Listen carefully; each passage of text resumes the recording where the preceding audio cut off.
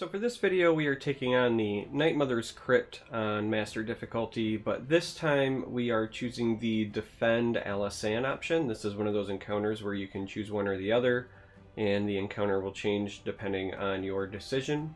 So again, we're picking Defend Alisanne.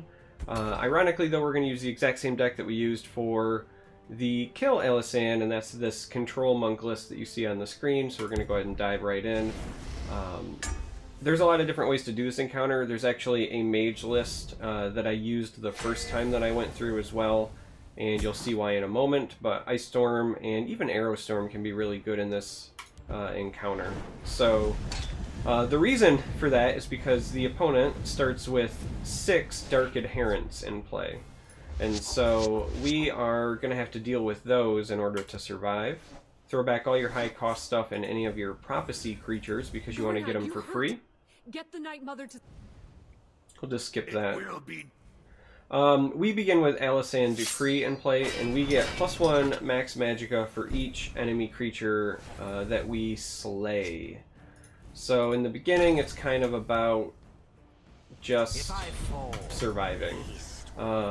This obviously will not give us a slay, but you really kind of need to get lucky and catch a prophecy and ramp your max magicka up so that you can play an early Hive Defender, and then if you can do that, you're basically set in terms of the encounter. So we didn't hit any that time around though, which is problematic. Problematic indeed. Well, we're just gonna have to go ahead and nuke the guy that hits for 5 then. Because then that means that we're at least not taking lethal. We can still play Hive Defender next turn, buy us some more time. But not hitting a prophecy is gonna put us a bit behind the 8 ball. Alright, there's the prophecy that we were looking for. So again, a mage list, specifically like Prophecy Mage, is really good because of Ice Storm and all the prophecies that you can run. We're going to go ahead and take that over there, and the Hive Defender over here. But once you stabilize, the rest of the encounter is pretty straightforward, so you don't have to worry about a lot. The path is wide and clear. There's a lot of different things that we could do here, but honestly, we don't want to take any more damage than necessary, so we're going to go ahead and just Anasi to steal the guard. Both Mage and Control Monk have a high top end, so that really helps to take advantage of Alisanne Dupree. Again, a couple of different ways that we could tackle this. I don't want to take the damage, but I wouldn't mind ramping, and a slay off of this would do a lot for our max magicka. And we do have this next turn, so unless he's got a way to do 5 extra burst damage to us, and we do know that they run the swords, right? But I think it's worth the risk, actually. We're going to start by playing that just to see what we draw. Oh, okay, that makes it even easier. It's an even easier decision. We can go ahead and do that and drop an Ungolem. I don't want to give him a rune yet, so we're going to wait on the Anasi.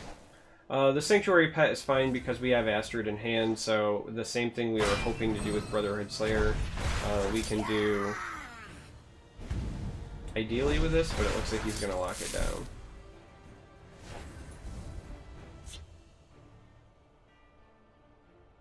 So it's going to be Dawnbreaker instead, just to kind of get the ramp thing going. Probably still play Astrid as well. But this lets us trade in and ramp our max magicka.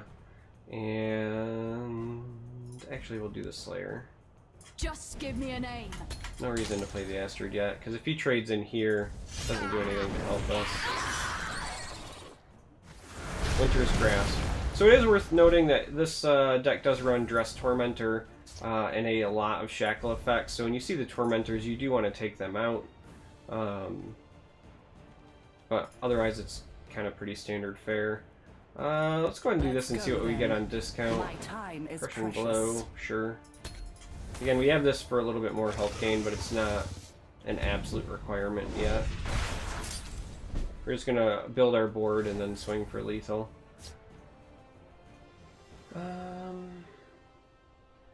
Sure. There's not necessarily like a huge number of threats. We'll start pinging him just to get him down to 26 as well.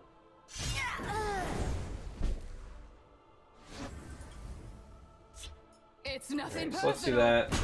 Let's gain some health, just so that we're comfortable. And we'll just go ahead and push next turn. Should be enough to lock us in. Between the big bodies and the crushing blow for the reach, the Baroness, all that jazz. Yeah. These streets are mine. So let's swing. I shall end their blasphemy! For the Black Hand. It's nothing personal. I shall end their blasphemy!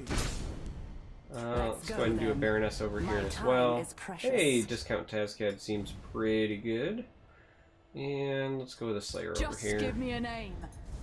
And take care of that. Just because. So I think with this, it's pretty safe to say that we've got this locked down. It's a little hairy because, again, we didn't find the prophecy early that we were hoping for. But you really only need to hit one to kind of stabilize, control the board, and then you should get enough from your slays to ramp up to where everything is entirely manageable. These streets are mine. Tazcad lets us skip that last rune entirely. And voila! There is the first encounter for defending Alisanne, so hopefully that helps.